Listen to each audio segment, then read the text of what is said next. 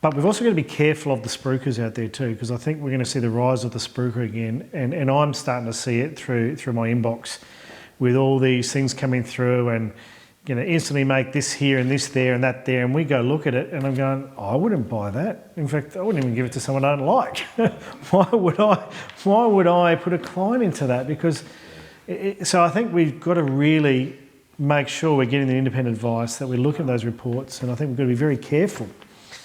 Even more so now than ever before, because some people are going to lose money. You see all these pop-up seminars all of a sudden on property, and people speaking on property, where to buy, what to buy, and that sort of stuff, taking people to the US. I remember, there were some commentators that, some people there taking people to the US and buying property over there. Obviously pre-COVID. Yeah, exactly. Yeah, but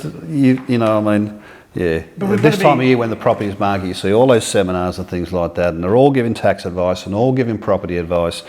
And you've got to ask, are they property experts, or are they making the money from the seminar itself? So I always tell my clients. Or they're making money if you take the advice from the seminar and buy a specific product.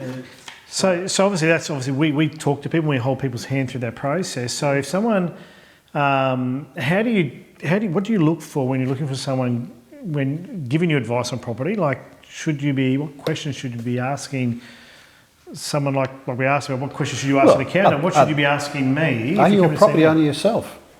Yeah. Do you walk the walk? Do you talk the talk? As I said, we're all property investors here.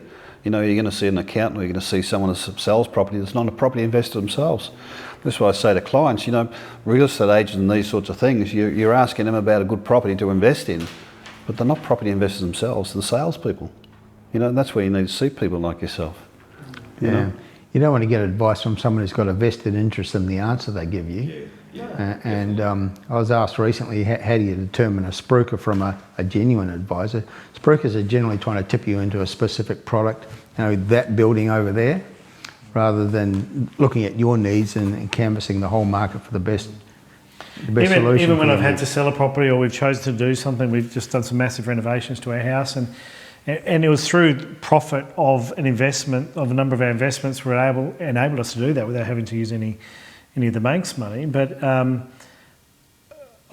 would never sell a property that I own to a client, because it's too close. It's got to be arm's length.